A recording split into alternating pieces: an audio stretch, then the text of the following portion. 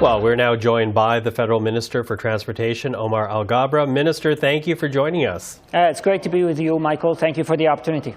Well, a lot to talk about here. And, you know, when you look at these amendments, they are meant to strengthen passenger rights. It includes things like making compensation the default position. It calls on airlines to create a process to deal with claims and to respond within 30 days' time.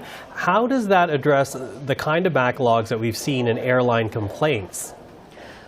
Look, Michael, we learned a lot of lessons from COVID and the recovery from COVID, where we saw many challenges in the airline sector. And we saw some vulnerabilities to the passenger Bill of Rights that, by the way, our government introduced in 2019.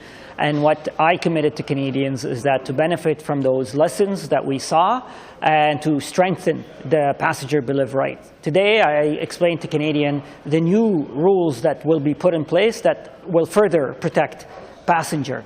So to your question about the CTA, look, the objective of these new rules is to reduce the number of grievances that passengers may have. And if airlines have a better sense of what the expectations are, they should work towards reducing the number of complaints. We're also creating incentives for airlines to avoid leaving the customer to go to the CTA for complaints, so they have an incentive to settle the grievance with the passenger before. So what we're doing is we're reducing the number of complaints, hopefully. We're ensuring that airlines fund the complaints that the passengers go to the CTA for. And we're simplifying the process for the CTA so the CTA is able to deal with these complaints in a much more efficient and faster way. Okay, but you know, when we talk about the challenges that passengers have had to face, I'm thinking, for example, most recently the Christmas break, when we saw backlogs, we saw travel chaos. Weather certainly played a big part in what happened. Sick calls also played a part. How would these amendments introduced today tackle the challenges that left passengers stranded in airports for days? So several things. First, the current rules provides a justification for airlines not to pay or compensate passenger if the reason for canceling or delaying a flight was safety. But what we learned is that there was some ambiguity what that means, because some airlines said we're short on staff, therefore we couldn't fly a plane because of safety. What we're saying, that is no longer acceptable, because the airlines are responsible for managing their staff, and therefore they should have enough staff on site to manage a plane. And therefore, if a flight was canceled because of staff shortage, they should be compensating passengers. Second, airlines should not be held accountable for bad weather, of course. And the most that they're responsible for is refunding passenger.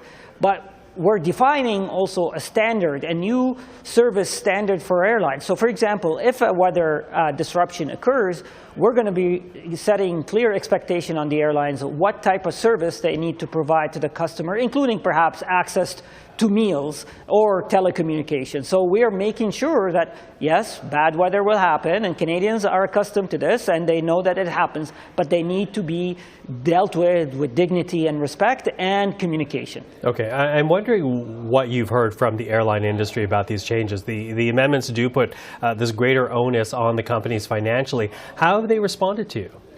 Look, I mean, they predictably are not very happy with these new rules. I would argue they should be happy, because now we're being very clear about the expectations.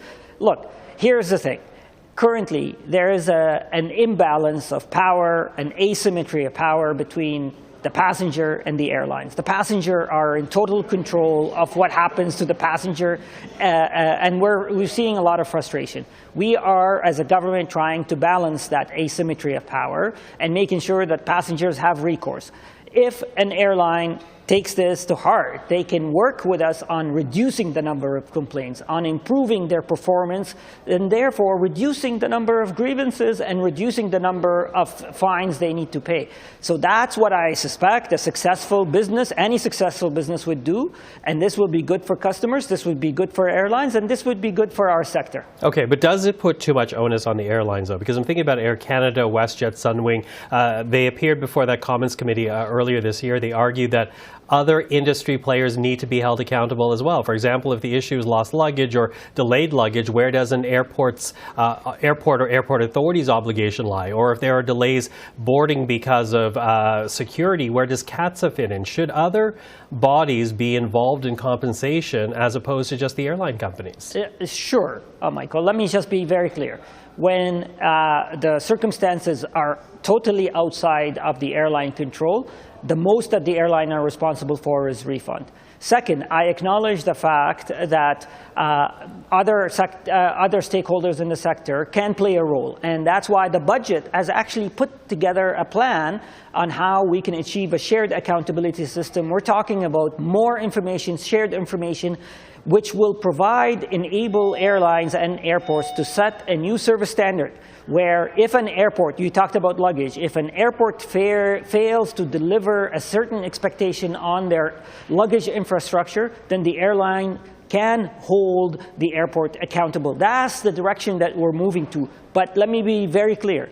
It's the passenger who pays the airline for a service, and the airline should be held accountable for delivering that service, especially when it's within the control of the airline. Okay, so details need to be worked out. In particular, I know you want to create a list of exemptions that would exempt the airline from these obligations. So how quickly will this new regime be in place? Some of these measures will be implemented immediately as soon as the bill receives royal assent.